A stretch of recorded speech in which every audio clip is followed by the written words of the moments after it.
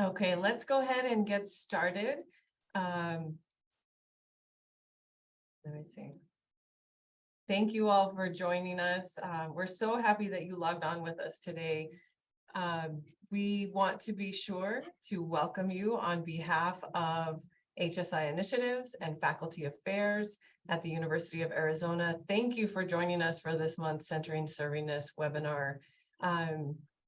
I am Judy Marquez-Kiyama, Associate Vice Provost for Faculty Development, and we began today's webinar by respectfully acknowledging that the University of Arizona is on the land and territories of Indigenous peoples. Today, Arizona is home to 22 federally recognized tribes, with Tucson being home to the O'odham and the Yaqui. Committed to diversity and inclusion, the university strives to build sustainable relationships with sovereign Native nations and Indigenous communities through education offerings, partnerships, and community service. When considering the notion of servingness, we draw upon Dr. Gina Garcia's extensive body of work. Dr. Garcia's research helps us to inform this webinar series and much of what we do in faculty affairs and HSI initiatives related to faculty capacity building. We feature faculty and staff who engage in scholarship and servingness efforts that honor the cultures and lived experiences of Latinx, Latino, Latina, Black, Indigenous, and underrepresented students and communities. The goals of our series are threefold. We spotlight current scholarship by offering examples of rich ways in which servingness is enacted by faculty and staff across the institution. We learn together about engaging in these efforts, and we build knowledge. And every month we address the question, what next steps are needed to build institutional capacity around HSI servingness? I'll be sure to share the link with you in the chat where you can find the last 2 years of the webinar series. Excuse me. We're joined today by Dr. Andrea Romero, Dr. Iliana Reyes, as they share from their new book, Advancing Educational Equity for Students of Mexican Descent, Creating an Asset-based Bicultural Continuum Model. I have the book with me, pick it up, it's fantastic. Dr. Andrea Romero is the Vice Provost for Faculty Affairs and Lead Administrator on faculty matters related to professional and leadership development, career advancement, and support. Dr. Romero's scholarly work has examined community-based participatory action research methods to end health disparities in underprivileged communities. In addition to authoring 2 books and publishing numerous research articles, her externally funded research agenda has looked to build community partnerships to help find solutions with the common goal of equity and social justice. Dr. Romero is a professor of family studies and human development in the College of Agriculture and Life Sciences, and an affiliate faculty member in psychology, Mexican American studies, gender and women's studies, Latin American studies, and public health. Dr. Iliana Reyes is the Associate Dean for Academic Affairs and Community and International Partnerships, the co-director of the Borderlands Education Center, and professor of Teaching, Learning, and Sociocultural Studies in the College of Education. She is an affiliate faculty member with the Center for Latin American Studies and the Second Language and Acquisition Teaching Program. Dr. Reyes specializes in a range of research and educational issues on early childhood education, multilingualism, and immigration and borderlands education with families, teachers, and young children. Her projects have been supported by grants from the Foundation for Child Development, the Helios Education Foundation, the International Reading Association, and the UC Mexis CONACYT, among others. She is the author of multiple publications, is an international speaker, and conducts research and professional development with programs in the US, Mexico, Colombia, and abroad. So at this point, it is my honor to turn it over to Dr. Andrea Romero and Dr. Iliana Reyes. Thank you. Hello, everybody.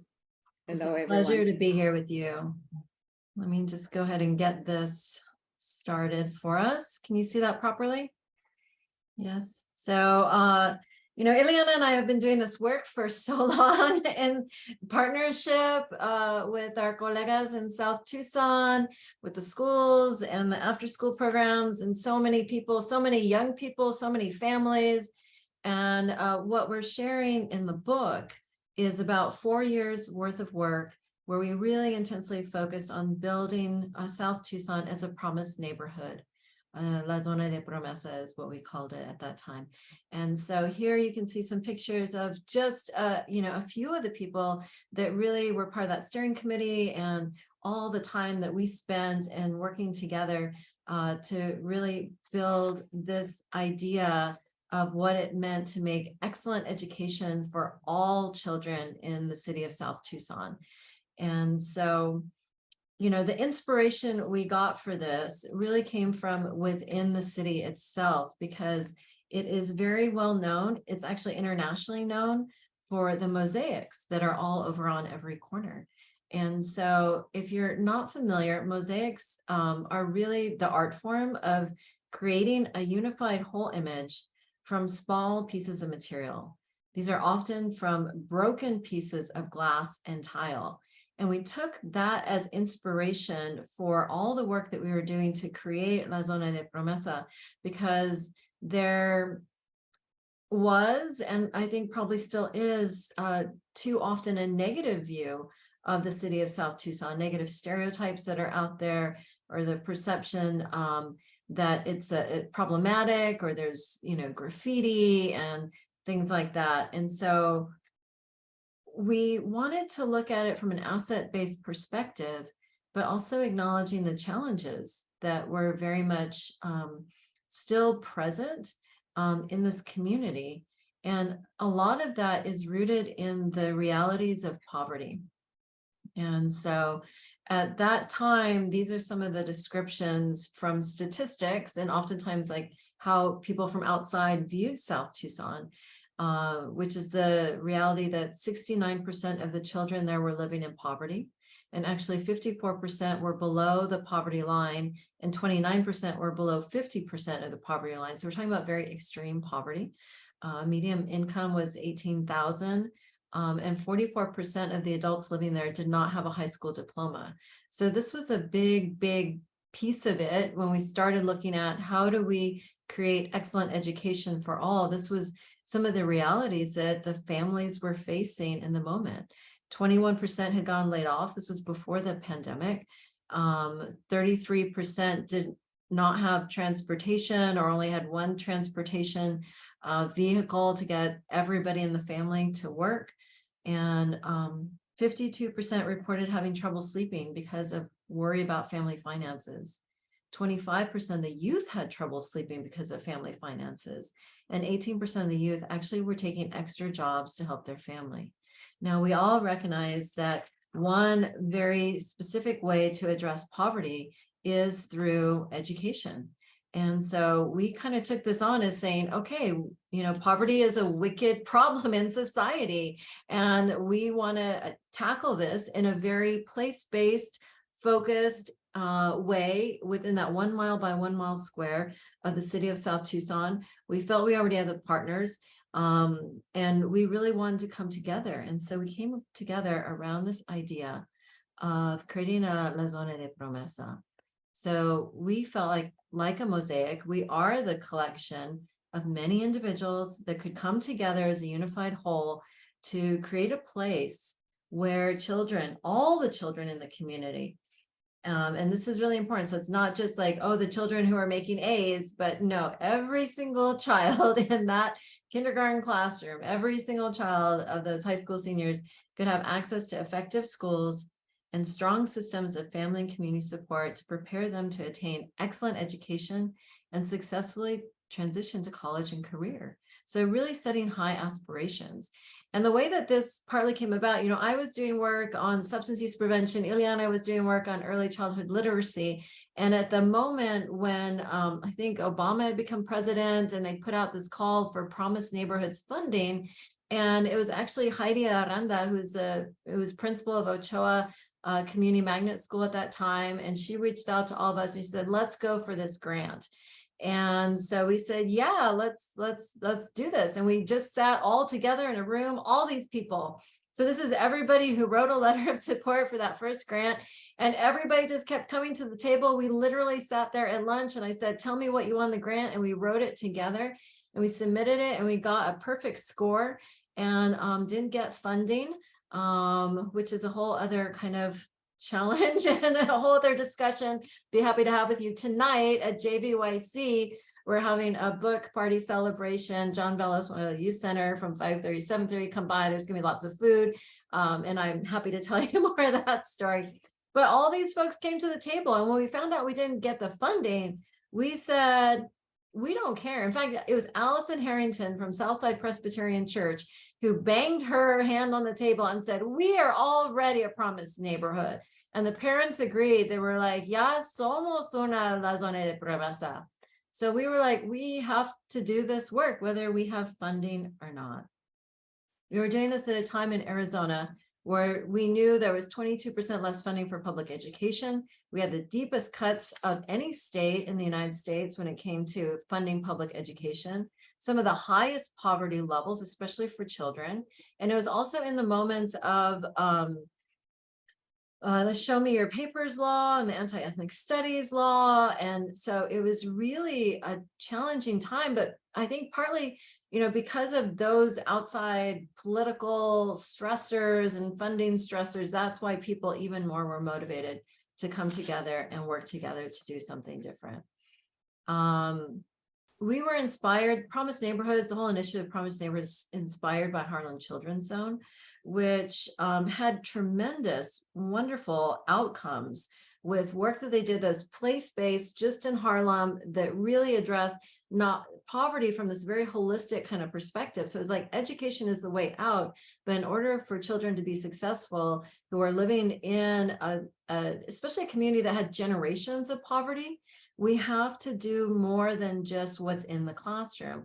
We also have to do, all these things of bringing all the community members together. We need to have healthcare. We need to have social workers. We need to have all these different pieces in one place that would be easy access for all the families. And really trying to do, improving the funding for all and strategic planning over the long term. So we took a lot of this as our inspiration, and we created our logic model based on that. So just really believing that, by having community support, by establishing effective partnerships, by integrating programs, that we could actually build an effective continuum of cradle through college solutions so that all children in the city of South Tucson could have access to great schools, strong systems of family and community support to help them attain an excellent education. So this is part one of the book, was us starting this participatory action research approach of actually talking to everybody in the community to find out what is needed, what is going on, what do you need, what do you want, and how can we make it happen? So these are the different chapters from the first part of the book that describe what we learned. It also describes the coalition building we did. And then finally, the asset-based bicultural continuum model that we created based on that work in partnership with our community members.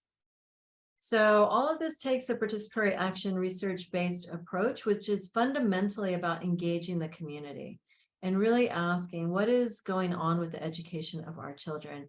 How can we learn more about the issue? How do we develop an action plan based on research that was not only just surveys or interviews, but also things like mapping and other kind of engaged strategies to bring in families and younger children? And then how do we implement that plan and refine over time? And, part of this was really key to bring in many partners, because so much of what had been out there before was and when you talk to people, when we talk to people, I think early on in this process, there was a lot of shaming and blaming. There was a lot of like, it's the teachers aren't doing enough. It's the school districts not, it's the parents, it's the kids, and so that was something we really learned from engaging with the community, that we said, we need to all be on the same page and stop that kind of blaming and shaming of each other if we really want to work together. So this community-based participatory action research is really a circular model that really turns into a spiral, because you keep going and going and going, and you'll see a repetition of this kind of practice in how we talk about the work and the different kind of projects that we did over time. So I'm going to go ahead and turn it over to Iliana next for the next slide. Thank you, Andrea. And as Andrea has shared, the project in this book really began with a scholarly and collective promise from all of us in the different communities to document and highlight these assets and resources that exist within the Mexican immigrant, Mexican American working class community of South Tucson. But we wanted to learn how to tell the story together. There were like, stories from the deficit perspective, but not from us in the community, but how could we translate those resources and assets? What were those assets and resources that were there? So we wanted to do the inquiry and question in this cycle of participatory action research in order to tell a collective story. So these are some of the questions. Where do we start? How do we grow? What are the boundaries in terms of geographical boundaries, but also ideological in terms of networking boundaries? And how can we grow and expand those networks and those boundaries? How do we work together to bring down silos? I think that was just super important. And also, how do we build rapport and confianza among all the different stakeholders and all the teachers and all the families, and of course, the students who were at the heart of at the center of this project. First was a grant, but really became all the different initiatives together. So we developed this trust among each other, and in order to break down these community silos, we wanted to learn what they wanted to change. And as you can see, we started from the continuum that we talk in the ABC model further along, is really to think about how to change and improve quality early childhood education. We also learned from them, from the statistics in the 2SD partnership, that 25% of the kids in these South Tucson elementary schools really are the only ones that graduate and continue to move on. How do we change that? How do we support ELL students and Native American students who often are the ones that have higher dropout rates and lower graduation rates? We learned also that not all kids have grade level reading and writing math scores. How do we turn that around in terms of having a very strategic and constructive educational strategies? And how do we turn around in terms of the teen birth to teen mothers percentage as well? So we know from an academic perspective, we focus on how to apply different qualitative and quantitative research methods to really mix this and learn from the young people, the families, and the community stakeholders in terms of surveys, civic engagement, the pride and aspirational capital that they really already have in their communities. So we learn from the surveys and interviews. Not about 92% read to children weekly, in terms of both parents and the classroom teachers. 91% really are very proud of local schools. And then to highlight a couple of more in terms of most parents really told us their story in terms of believing that children will go to college. And then when you compare it to what the youth actually reported to us and shared, is that about 55% they say that they would attend college and that they want to attend, but the how and how to really connect the dots in order to get here to the higher education institution is what puzzles them, and it was a big concern. And of course, the majority, almost 80% of the youth believe that their community also supported them. So it is about, really having a congruent story and bringing all these different resources together in order to turn this around. So as we learn from the different data resources and from listening to the community, we identify the needs and assess. So you see all this table that you can also find in our chapters in terms of identifying the needs, like children are ready to be going to kindergarten, how we can turn that around. And then another one that was highlighted by many parents, not enough physical activity and eating, just like the regular nutritional aspects of eating healthy food. And then you can see, then what we talked about with them in terms of short term and then more long term, and then the activities and the resources that connect them in order to turn those needs in terms of accomplishing goals.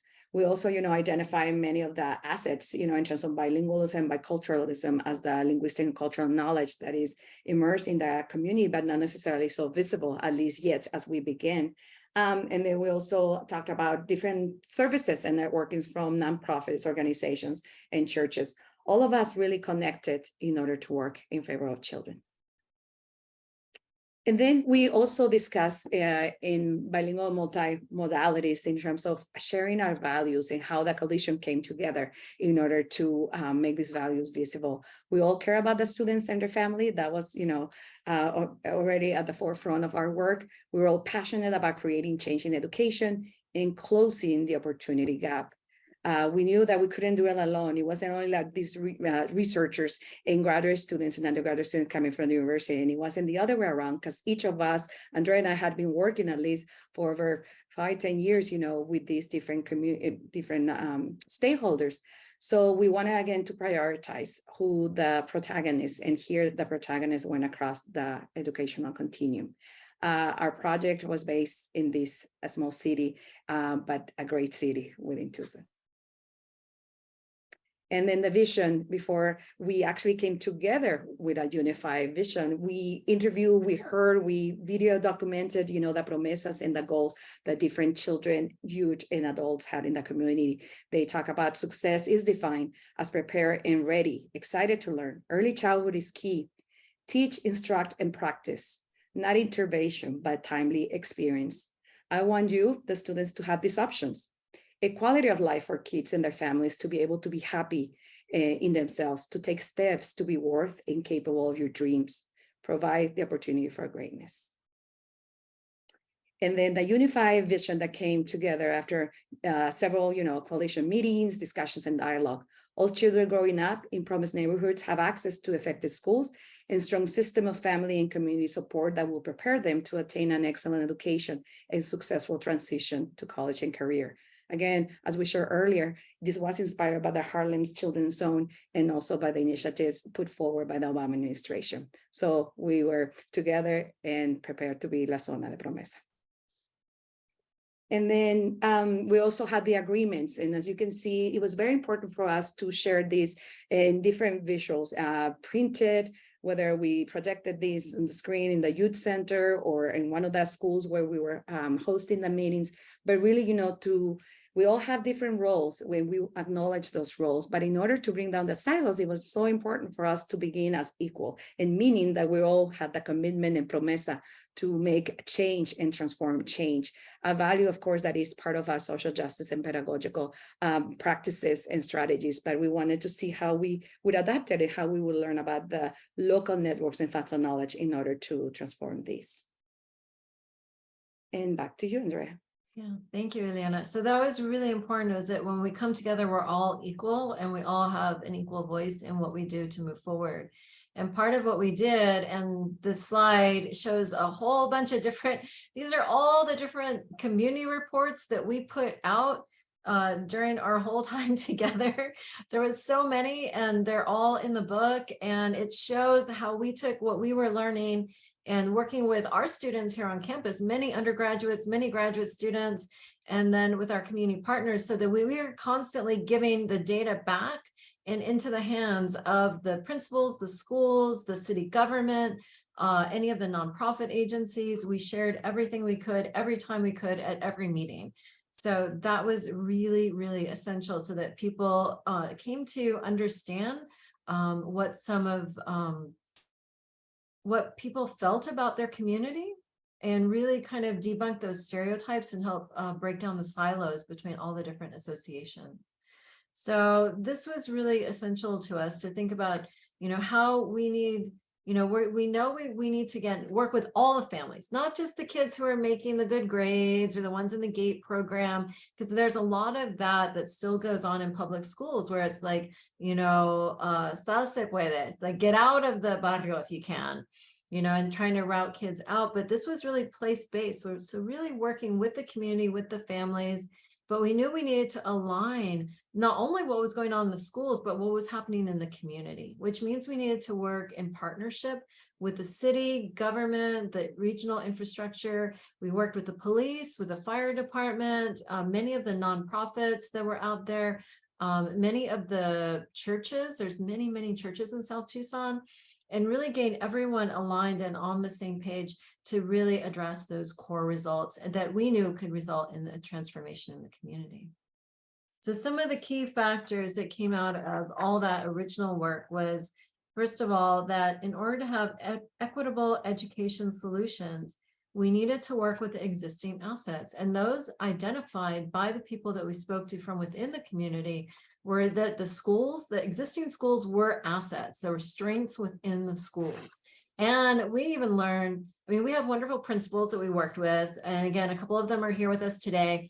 But when we brought in the Promise Neighborhood national representatives and they came to visit, they told us, they're like, you have the most outstanding principals we've ever seen across the nation. So we had wonderful leadership, even though we knew that they were struggling with not sufficient resources for their schools. Fantastic leadership really made a difference. The city government was on board. You know, there's a lot of civic engagement in South Tucson because it is a smaller community. People are very aware of what's happening with government and very engaged in those kind of processes. So that was a strength. But also the families were key. And so this is the center point, right?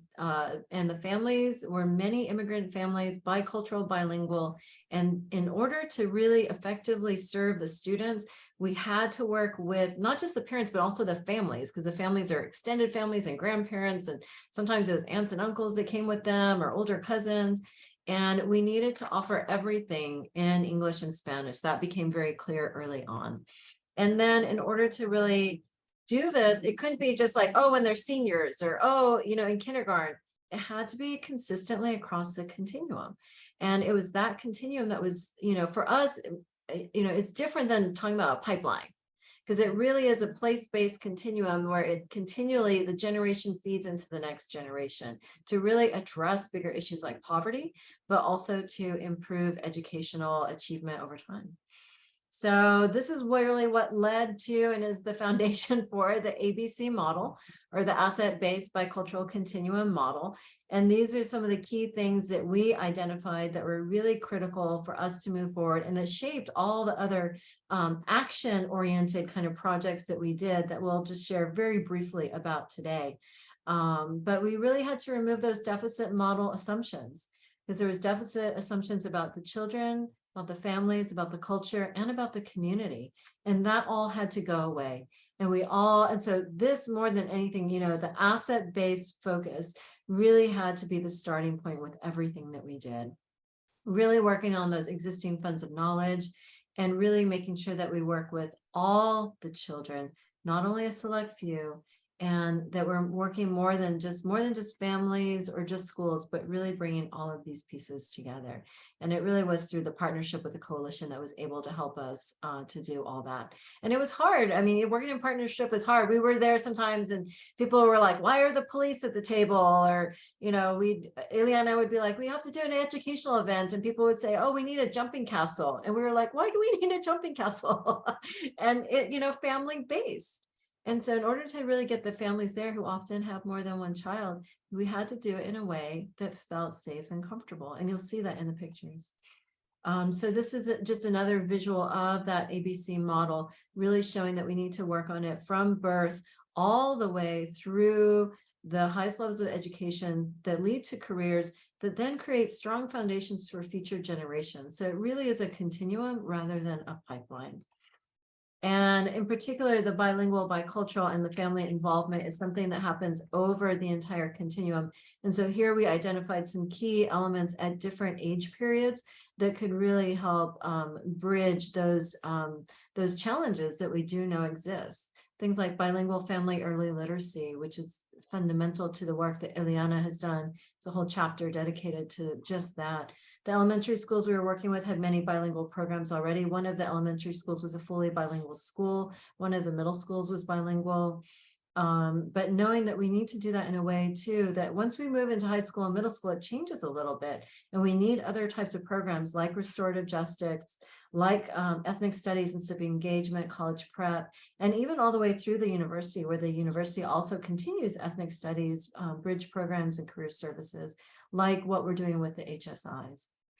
And I So- want to add, before sharing a little bit more of official examples for part 2 of our book, just to highlight, in terms of the ABC model, it is really multidimensional too. You saw the different layers, in the continuum, circles that we try to represent.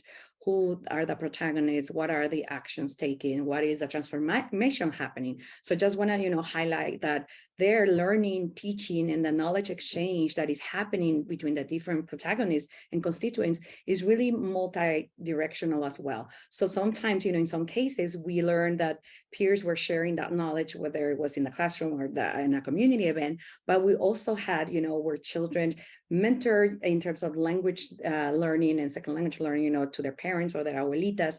And then the other way around, we're also actually, the parents, to the children, and then between peers, mothers exchanging their knowledge, whether this was fundamental knowledge in terms of cooking or also in terms of language and literacy. So I think, this is so important to highlight those cultural and linguistic funds of knowledge. So to continue to provide some examples for the second part of our book, we learn how this one community engaged with education to create an asset-based bicultural model. And so we have, from the chapters that we'll illustrate in a second, in terms of early childhood community events, and then, really creating the college-going culture in middle schools through the different participatory action research events that emerge and projects that emerge between, our interviews and survey information, to what Andrea will share later about community mapping in terms of having the youth be the ones leading us and showing us, what those resources were in that community, but at the same time, some of the challenges of certain, kind of stores or locations, that we'll provide you examples with later on. And then we'll obviously finalize, the book, in terms of really having some reflections where educational pedagogies, policy implications, different aspects of strategies, that as educators and teachers we can take, but also as researchers. So we hope that through the next slides, we can provide you examples with those. The one in particular where I work very closely even before we started La Zona de Promesa is the Ochoa community. I just want to, shout out here to Heidi Aranda, Yolanda Seti. I know Mimi Gray are also around. Some others have joined since I checked the list, but all of them, really were the leaders, within the community, along with the parents. And you can see here in the picture where through their recent community magnet school grant at that point, they had engaged and embarked on really integrating a philosophy, the Reggio Emilia philosophy, from early childhood to really also teaching, exchanging with teachers so they could adapt different strategies in the elementary classroom. I want to highlight an element from there in this example that we translated, and really, with the help of the pedagogistas, Mimi, and with the support of Heidi as a principal, where we talk about the 100 languages framework, and in which all children really have the competencies, to learn. All children, as we have highlighted, not only a few, that were more competent, whether that was reading or other kind of cognitive skills. It was really all of the aspects of the whole child and their identity that were highlighted. I also want to thank Patty Anders. I know she's around in the audience because she was the department head here in the College of Education when I was an assistant associate professor, and she really supported us to get going, with some of the grants after we learned that the Department of Education did not fund the Promised Neighborhood. Next. We also want to highlight a project that we were also engaged in terms of really having the children inspire each other. We wanted our undergraduate students and graduate students to be around and to learn from them, and the children to learn from that group of inspiring students already at the university, often first generation bilingual, and some of them sharing some of the journey that these young children have also in this community. So very inspiring with some of the social workers and also the psychologists and counselors in Mission View, the other elementary school where we work, was really to build a quilt project where each child had a square, but it wasn't really the outcome that we're interested, although it is amazing, but it was also the process and the journey of them coming together about their goals, seeing and envision themselves, graduating from high school, graduating from each of the next, levels in order to continue their journey into higher education. And that was really amazing. And it was for a long time, put in one of the hallways as an inspirational project for all kids, that were coming from the school. I want to especially note here Elizabeth Hoover, who you can see down here on the couch with the puppet. She was a counselor at that time. Amazing, spectacular person, transformative for Mission View. And it was her idea of the concept of doing the quilt. And she and her sister, I think it was, that actually sewed a lot of the pieces together and made these absolutely enormous quilts that hung Right. all over the school for many, many years. We did also projects at each of the middle schools. So all of these were the schools that served the children of South Tucson. Wakefield Middle School participated with us for youth-led change. And these are some of the quotes that were given by the students. Each of these projects has their own chapter in the book, so you can read a lot more in depth. But you can see we did really like developmentally appropriate kind of strategies for each of these different groups. And so the youth did, they made t-shirts and they did a play and they did a survey and they presented all of it to everyone in the whole school. And that was also a very similar strategy that was used also at Safford Middle School for a youth-led school-wide kind of change. And so the youth also, this group had some real talented people who actually wrote their own rap song and recorded it and put it into a video. We have several videos. We have a Facebook page for La Zona de Promesa. So if you want to like us on Facebook, you can see a lot of the kind of content there. And we also have the videos on YouTube. So happy to share any of those. It's all just absolutely amazing. It was such a wonderful way for the youth to take charge and really share the concepts and share the ideas of asset-based bicultural continuum model for college-going strategies with their entire school. So in these cases, we worked with a particular classroom and they organized a lot of the things, but led all those changes to be visible throughout the entire middle schools. And then with the high schools, we worked in particular with Pueblo High School. And I don't know if Andrea Romero is able to join us because one of the principals there at that time. So the youth did these mapping projects, and it was a small group of high school seniors that were working with the counselors, and they organized their data and then they shared it back to all the administrators. And there were significant changes that were made as a result of what they found, what they identified as assets, but also risk factors. And so you can see some of that evident in the map that they made, where there were some things that were identified by the youth themselves as risks, and other things that they identified very much internal within the school throughout as positive things. So, you know, all of this was done through work with each of the schools, but also in partnership with many of our coalition members. And I also want to make a special note that we worked, you know, Iliana and I are from University of Arizona, but we also work closely with Josefina Ahumada from Arizona State University, ASU, and she's part of the social work program there. And so part of the challenges with working with families in poverty is they're often facing fundamental needs on a daily basis.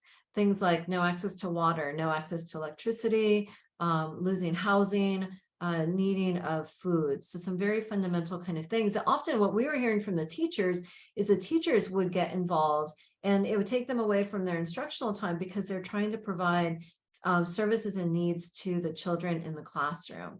And so this was really critical to work with the School of Social Work, actually embed social work interns in the schools who could help address these kind of challenges, take it off the teachers' plates. Again, this is a time where we're having a lot of not enough funding for all the schools. So not all the schools had nurses or counselors there every day. And so having the social worker interns there embedded was key. But what was also key was that they had asset-based training before they were placed. They were supervised by somebody who was bilingual and bicultural, and they were able to do more than just intervention.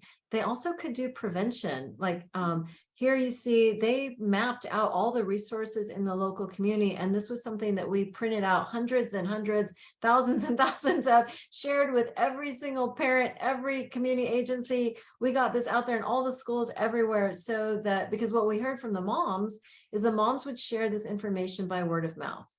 So one mom would say, oh, I figured out you can get a food box at this place on this day. And she'd tell another mom. Well, we wanted to make sure that nobody was left without the information they needed in that moment of need. So this is something that was really important, that was shared quite a lot, that was created by social workers and allowed them to do other sort of things, like also work with the schools to build community and access to opportunity. So in the final reflection, some of the key lessons learned, number one is that the community and families were educational assets.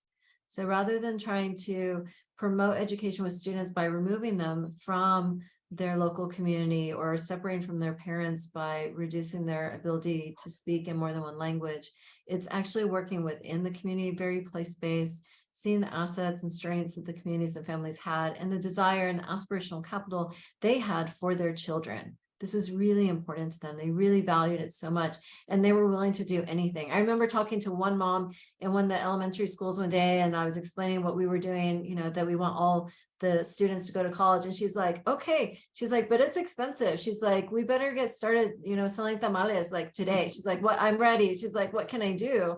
You know, and so is that kind of, you know, desire and commitment and promise from the parents in the community that I think made the biggest difference for this project that we did. That for me, I describe it as community transformational resilience. So rather than situating resilience within the child or talking about grit or, you know, stick-to-itiveness or whatever, but how do we transform the whole community so the whole community is resilient? And in that way, perhaps we can address these bigger societal issues like poverty.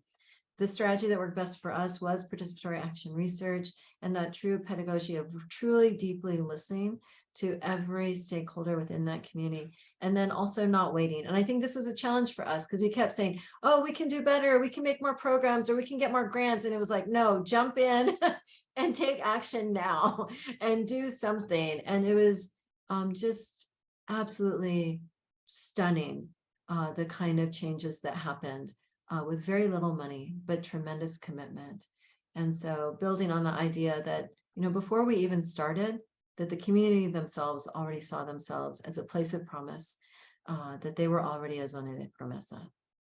Iliana, do you have anything to share on lessons learned? I think, you know, just highlighting, you know, how this truly, you know, listening to that community and centering that as the element, you know, to take action was, you know, the key factor for us to move forward. And as they said, you know, ya somos una zona de promesa. We are already a place of promise. Once, you know, we learned certain grants didn't go forward, but then we didn't wait. As you, Andrea already shared, we didn't wait. We went ahead with those that were ready. And then others join, you know, our promesa collective. And I think to really, you know, continue challenging through this project, we, first, you know, very intentional, and then organically with different examples and different initiatives that emerge, we challenge the deficit perspective, and we rejected, you know, in terms of translating into particular educational strategies, and then hopefully, you know, to follow with implications in terms of policy, because there's so much still to do in this field. But we were definitely inspired at the beginning because of what they had already committed to. So we encourage you to read our book, learn more. We tried to put everything in there, all the community reports, all the examples, all the tools that we use, that we created. We wanted to share with you all. We know you all are invested and engaged actively in doing this kind of work every day. And so we hope that, you know, the work and the commitment of the people of South Tucson can really be carried forward, used in other communities, and affect more children in positive ways. So with that, I will go ahead and stop sharing, and happy to, maybe Judy, if we can bring in any principals or anybody else who was part of the steering committee that joined us today, would love to have them get some recognition too. Promoting folks to panelists. So if you had your hand raised, I'm trying to catch everybody. You should be promoted. Deborah, Carlos. Those are the only two hands I saw. Please raise your hand. Heidi, there you are. So you should be promoted at this point. Let me know if for some reason you're not joining. Let's see what's happening. There's Heidi. Okay, good. And there's Terry. Who else are we missing? Raise your hand. I'd love to see you. There you go. So great to see everyone. Heidi, do you have anything to share? No, it just took me back. It was really wonderful to see your presentation and just to remember. And just recently I was in a Home Depot parking lot and talking to one of my former students and congratulating her. She's about to get married. She graduated from the U of A 2 years ago. And it's just, yeah, it's just a very near and dear place in my heart. And it's great to relive those moments. Thank you, Heidi. Gusto en verte. Very good to see you too. Terry, do you want to share anything? Well, good afternoon, everyone. It's just an honor to be here, and I'm so happy about the book. I can't wait to get it.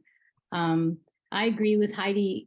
It was just such a beautiful experience for me, also for our students and our community, and to really, I like how often you kept using the word silo, because that was my struggle when I became a principal, is everything's somewhere, but it's not here where I need it. And so it was so exciting to bring the community together and to be part of such a dynamic and beautiful community. So thank you. And thank you so much for inviting me today. I'm honored to be here. Good to see everyone. Very good to see everyone. Carlos. Hello, ladies. It was a wonderful presentation. Thank you guys for sharing La Zona de Promesa.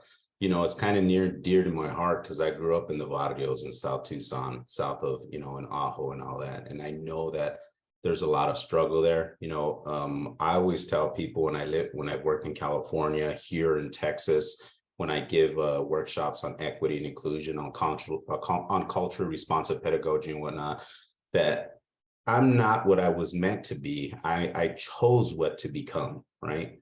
And that is to be of service to my communities and whatnot. So what I often find, though, in a lot of, these movements and stuff is that we've identified the problems, right? Civil rights activists that follow W.E.B. Du Bois, is teaching MLK, Cesar Chavez, the list goes on and on. But, those gains are on interest convergence, right? It has to benefit somebody else.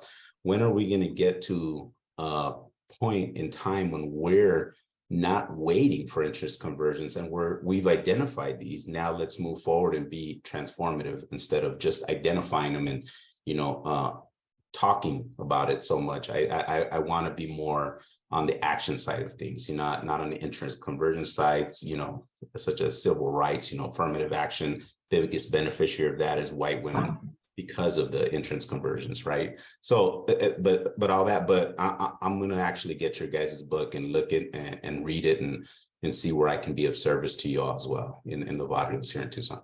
Thank you, guys. Thank you, Carlos. I just wanted to mention how important it is that it's not just a book, right? It's hopefully, a way for us to re-engage and continuously have a dialogue and then take action, whatever works, because even with time, some of those needs and assessment, needs and assets, might change. Let's take an opportunity, to utilize them.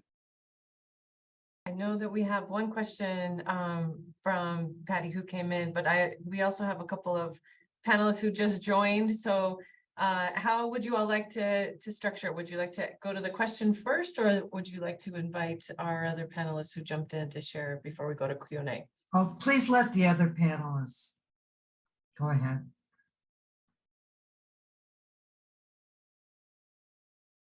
Heidi, Deborah, would you like to share?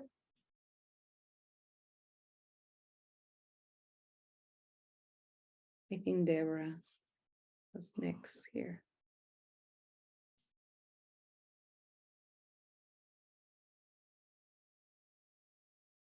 Well, Judy, we can answer the question from Oh, Patty. Go ahead, Patty. Oh, well, thank you very much for sharing this. I've been fascinated in your project all along and have been waiting not anxiously, but enthusiastically for a report.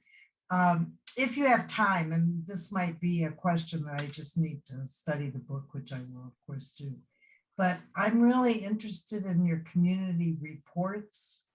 Some of the questions that come to my mind, but maybe you have something better that you want to say about them. I wondered if there if they were bilingual. I wonder how many, how often you published them, what sorts of topics were reported on, how were they distributed, and do you think, maybe you have data on this, that they generated more interest and participation in your project as time went on? Absolutely. So we really took a participatory action research approach to this, so that the stakeholders were involved in helping to collect and organize the data, and then also to share it. And a lot of students worked with us over time as well. Our goal was to have a one-page summary of any particular project. So if we did the interviews, then as soon as those were done, we gave out a one-page summary, which was really hard for us as academics, because we were like, we want to write a whole book right away. It's like, how do we put it into one page? Or how do we put visuals so there's a graph so it can reach more people and it's not just, you know, in the words. Every coalition meeting we had regular coalition meetings. We hosted them at all the different locations. So we'd move from school to school, nonprofits, city government. We were in all the different places, JVYC. And at every single meeting, we shared data or information that we got. And we also had big sessions where we would share pieces of the data and people would break out into small groups and discuss and review and then bring it back. And then towards the end, we had a big education summit where we brought everyone in together at the Sam Lena Library and we shared everything bilingual. We had a report that came out that was bilingual that had the key findings. So we did it consistently throughout. Patty, if you're interested, you know, in the book, we actually printed out as many of the community reports as we could to show examples of what that looked like, because it was something that over time we kept practicing to get better at. I can't say we did all the reports bilingual, Iliana, but I think we did a lot of them, or we had bilingual interpretation at the meetings. Right. And then, yeah, and just to add to that, particularly when we were working with the early childhood parents and also at the elementary level, we learned, you know, from our colleagues, I know Heidi's here, that for the parent participation, usually PTA, they have had just a, you know, a handful of parents participating. And then when we started really using bilingualism and then acknowledging and making visible the biculturalism of the families who were coming, we definitely can tell, you know, the participation increased throughout, you know, the years that we were there. And, you know, the parents realized that their bilingualism was an asset. And even when some of the parents were monolingual in each of the languages, whether it was English monolingual or Spanish monolingual, there was this bilingual strategy called translanguaging now, where they, you know, it was very fluid. And some of us, you know, will be translating. And then when they will have their own meetings and sessions through the lunch and linking to your child's learning, it was a long one, LLYC. We keep changing and then we translate in Spanish. But then the parents realized that they would lead these sessions and write down, you know, whether it's the whiteboard or whatever we had there as tools to write, they could do so in Spanish. So that was really, you know, something that to elevate, not only to say it, but to take action and translate it. Heidi, do you want to add anything from those sessions? Yeah, and I think oftentimes we translate for our Spanish-speaking parents, but in our case, we often led with the Spanish language and sometimes translated into English, you know, and I see that, you know, still with a lot of our family engagement, but definitely can say that parents took on a different role. They knew they were assets. They really took on more leadership roles in these settings. Thank you so much. That was really a great move, a great decision on your part to do those. Yeah, thank you. Thank you. We probably have time for one more question or any other lessons learned, insight, or anything from the panelists that you all want to share. We have a little bit of time left. Andrea just also put information about the gathering tonight in the chat. Do you want to say more, Andrea, about that? Everybody's welcome. We would love to see you. We're just going to be celebrating. It's very relaxed, nothing formal. you can Right. drop in and leave. I know everyone's watching the elections tonight too, so feel free to stop by John Valenzuela Youth Center anytime between 5:30 and 7. We're gonna have lots of food. I heard there's chimichangas, so you know. Everything will And be families great. are always welcome. It's very relaxed. And we're just happy to celebrate together and again, just to share what a outstanding model the city of South Tucson has been to make headway in this area. And just so proud of our partnerships with Tucson Unified School District and all the schools that were represented through this work, and just really, you know, amazed with everyone who just kept coming back to the table to support the grant submissions and to support the work. Everyone from city government, local government, you know, state representatives. I mean, it was, you know, nonprofit agencies from all over. You know, people just were really committed to making change, and I feel like it did make a big impact. You know, I wish we could keep doing more of this work all the time, but I see that many of the things that we started, there's already a legacy that many of the programs have continued, or the strategies have continued, or partnerships have continued. So. And as we finalize, I think, you know, I come back to the question that you posed, Judy, you know, what are the next steps in advancing as an HSI institution? And it, you know, it's really, you know, in parallel to our question, you know, what next steps are to advance in equity, you know, across different groups, particularly in our case, you know, how we post the different examples and projects for Mexican American and Hispanic students. So I think that's the question that we must continue engage in, and to think about, again, that we're not just one, you know, very one group, but there is diversity within, you know, our communities. And I think that's what our book, you know, and projects really share in terms of, yes, there is that theoretical and participative action research model, but then there's that uniqueness, you know, of each community. And hopefully, you know, as we continue engaging in dialogue, we can continue advancing education for all. Well, thank you both so much for leading the session and for all of the community partner, educator, panelists, and parents, and everybody that's been engaged in this process for joining as well. It's the book again, right? I'm gonna be your hype woman. Pick it up, it's fantastic. You know, and as somebody who has been engaged in this work as well, studies college access, does participatory action research, I have looked to the two of you as scholar role models for quite some time. And so it's like me nerding out, getting to listen to you talk about this and knowing the incredible and important role that families and communities play as partners in leading so much of this. I'm just so grateful for everything that everybody that's on the screen now has done. And so join them tonight, pick up the book, and join us again for the next Centering Servingness webinar in January. So we'll take a little break for winter break, and we'll see you in January. Thank you all so much.